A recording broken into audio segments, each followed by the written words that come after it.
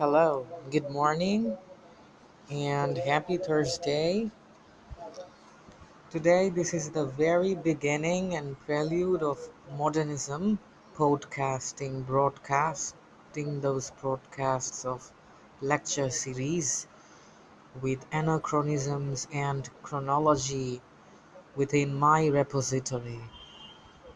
I'm delighted indeed to take this magnificent privilege in narrating the very introductory note, the prefatory note, the preface, and the prelude of the author's sketches, especially the Modernism text, a guide to European literature from the era of the 19th century, 18th and 19th century, 1890 till 1930s, edited by Malcolm Bradbury and James McFarlane with a new preface from the Penguin Classics. Okay,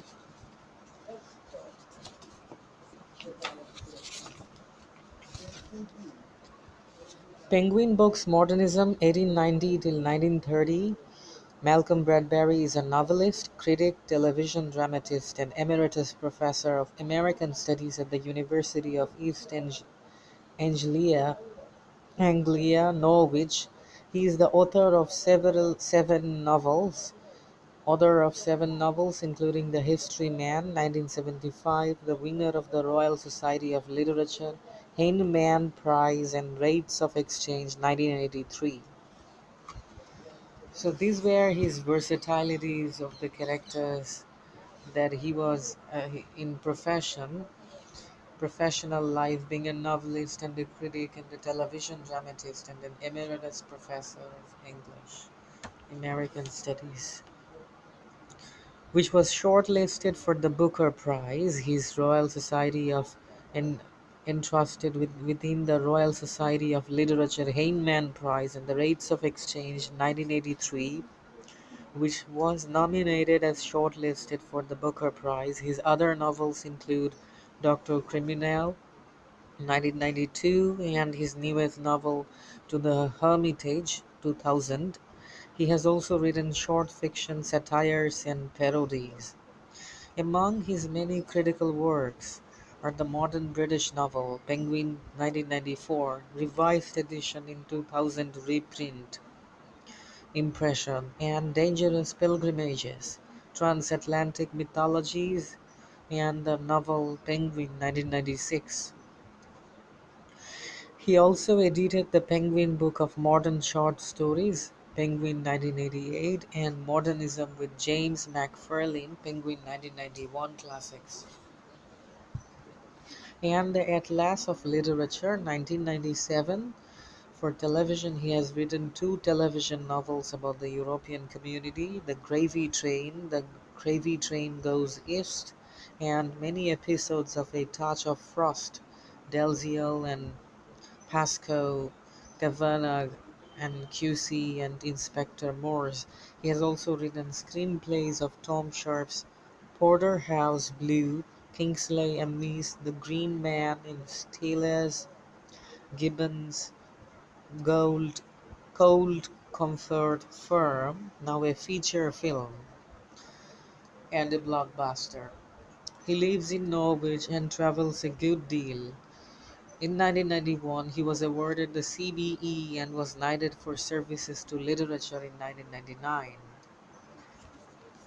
And about James McFarlane was born in 1920, and between 1947 and 1963 he taught at the universities of Durham and Newcastle upon Tyne.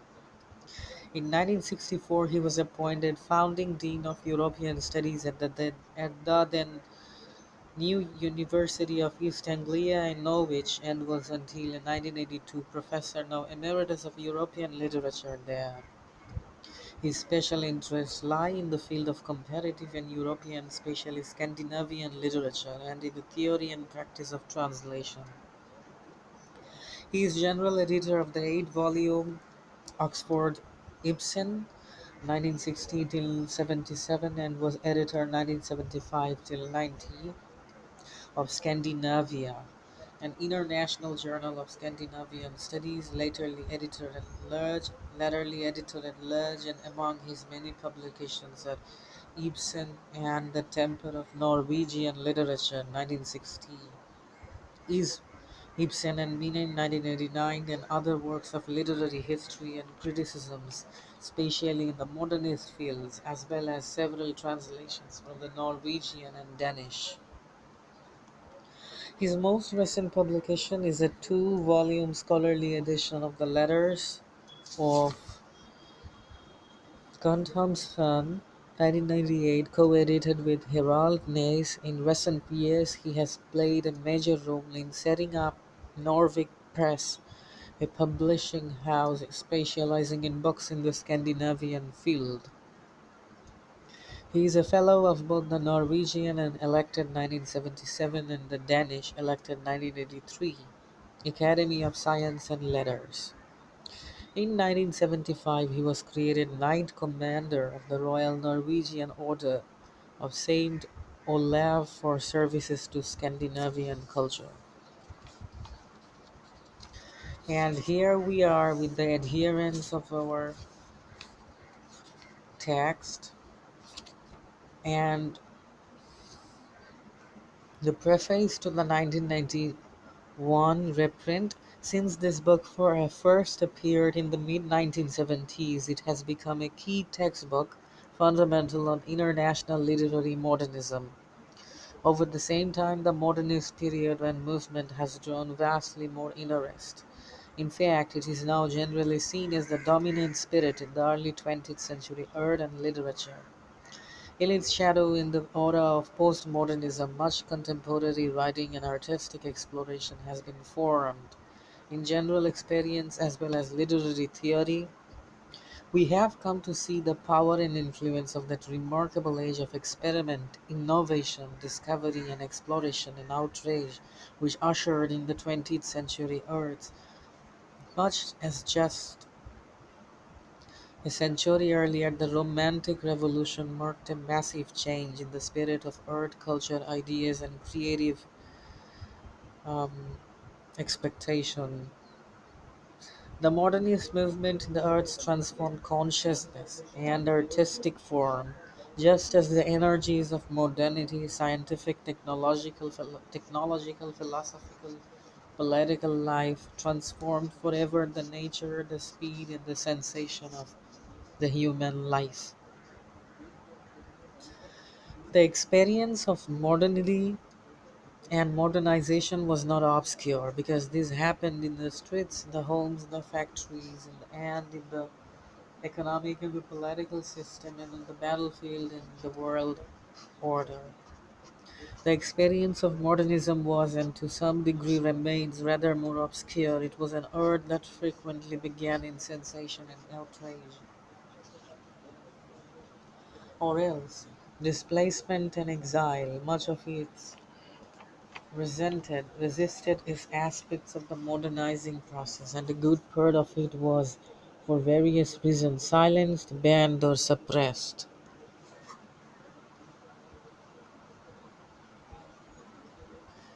As avant-garde art, it was often a gamble with history and consciousness which depended on the expectation that one day, but not yet, its intentions and forms would be generally understood.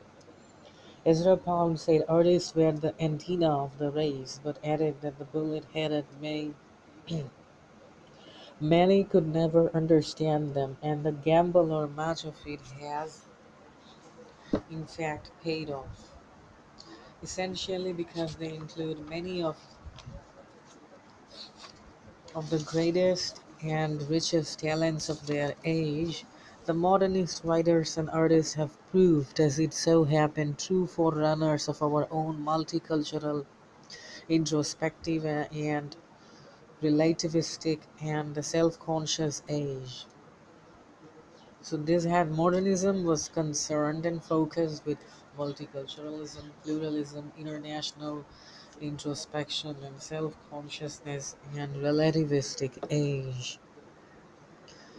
Here we have the relativistic annotations. My personal annotations, relativistic age definition alludes towards the human's innate and natural experiences, and the introspection, which is the self-examination, self-evaluation, and self-critique, self-observance, and self-looking, and being self-analyzing with inward-looking attitude. Had 20th century history taken a different course, much in the modernist gamble might well have failed, but the imaginary museum of the 20th century has indeed triumphed, and so has modernism. It has become what it could hardly have expected ever to be, a usable past leading into the present and the future. There is little wonder, then, that as we look back over what now seems a giant time, we now want to know more and more about what and the why, the where, the when, and the how of it.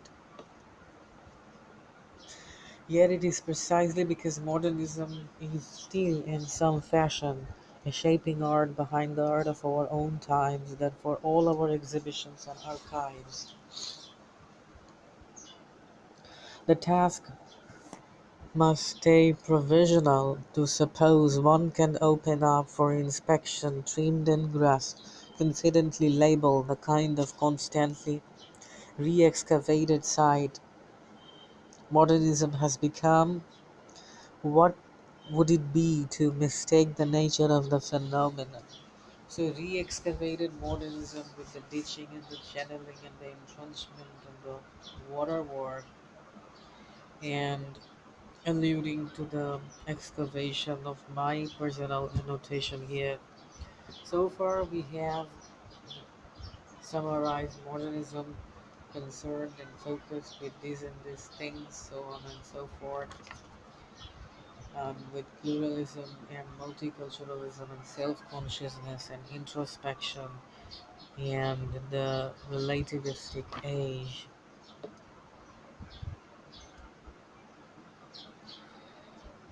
Even if we are confident that somewhere around the end of the 1930s, modernism, like much of the world it was born in, came to a kind of end, we know that it still remains integrally woven into our contemporary awareness, still possessing the power to startle and disturb.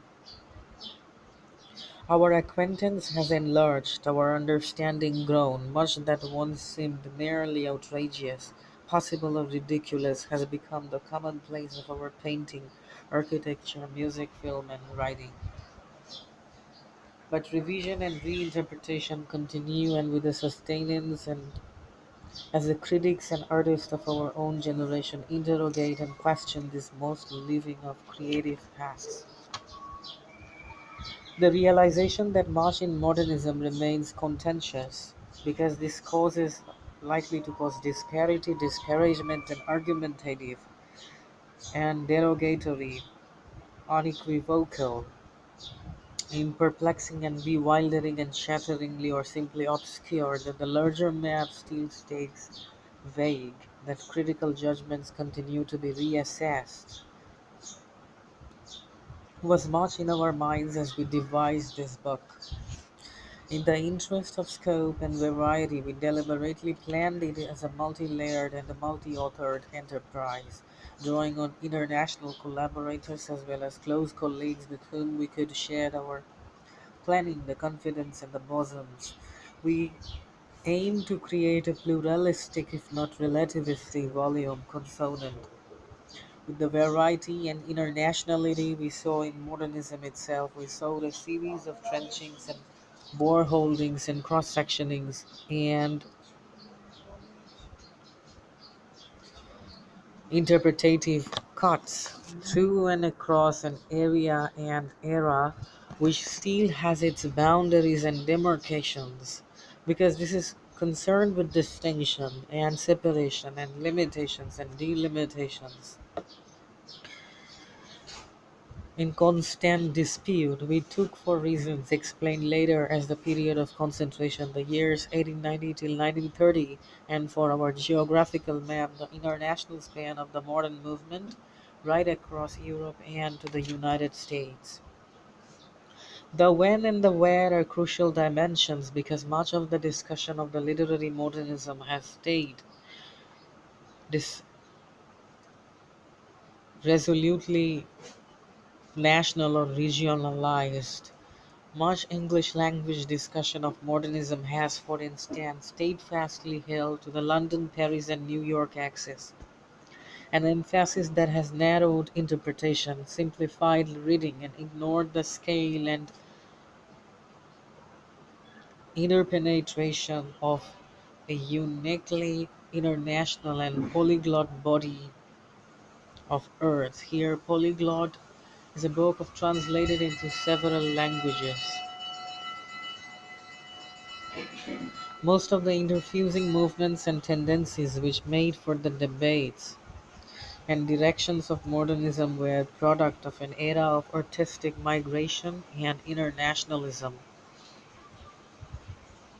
They regularly came from those cities where on or were themselves cultural frontiers, Paris and Rome and Vienna and Prague and Budapest and Munich and Berlin and Zurich and Oslo and Barcelona and St. Petersburg, even Dublin and Trieste, where Joyce wrote so much of Ulysses.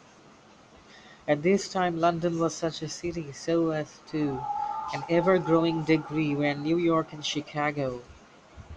They came too from the clustering of migrant artists in a time when willing and unwilling ex- expatriations.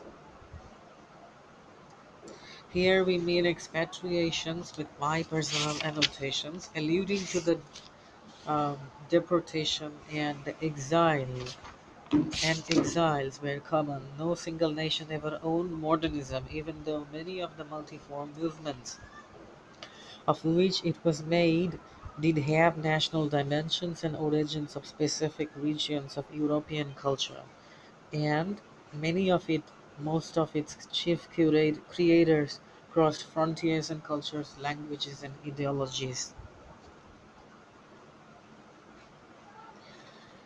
And in order to achieve it, as George Steiner has put it, it was an urge of the extraterrestrial,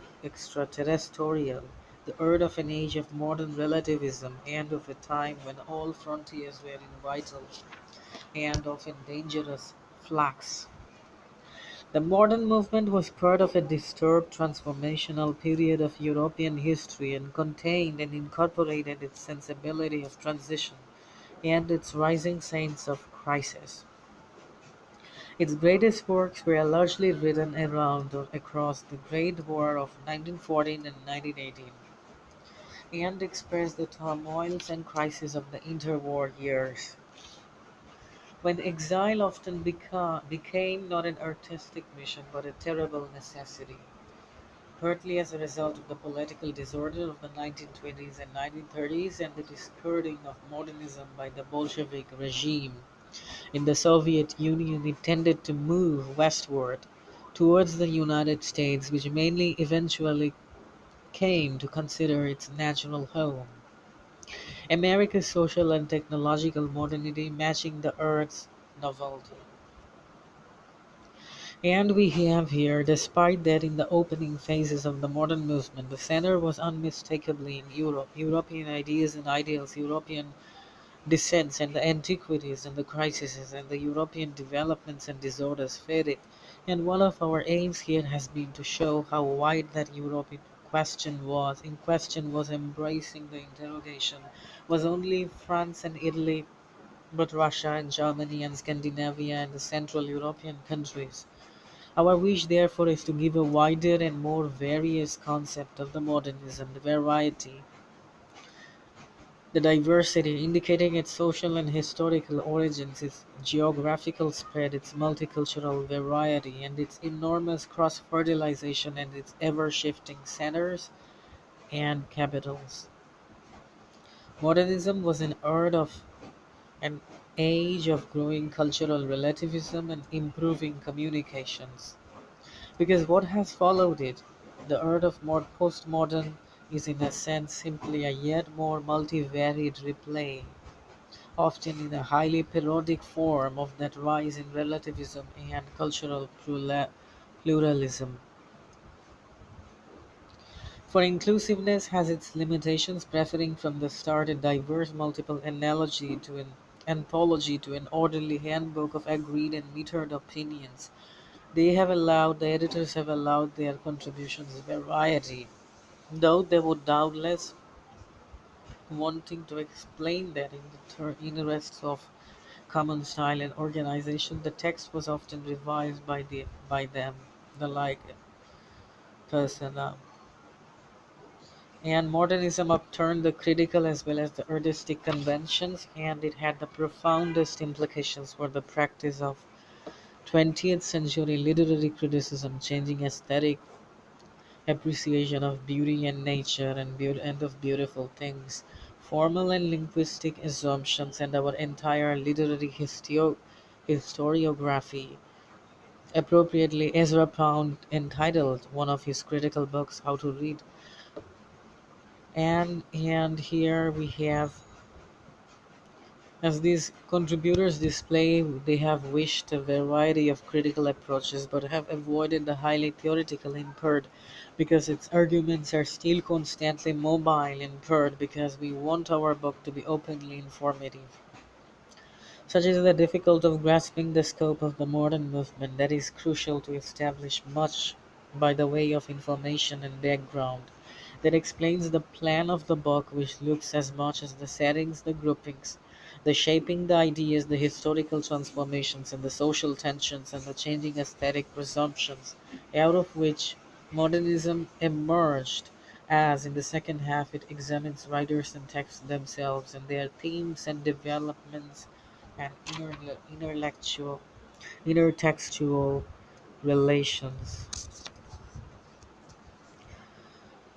Intrinsically, aim has been focused on the various incisions, geographical, national, intellectual, aesthetic, generic, and thematic, should lay bare many layers of modernist achievement with these intellectual, aesthetic, geographical, generic, and thematic layers. Modernism achievements will permit the reader to supplement them with new relations and correlations.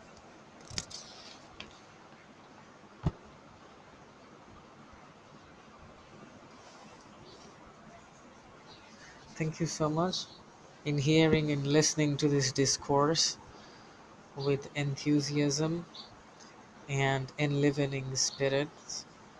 Hope that you would view the soon upcoming video podcasts. Goodbye, adieu, farewell, and stay blessed. Bye.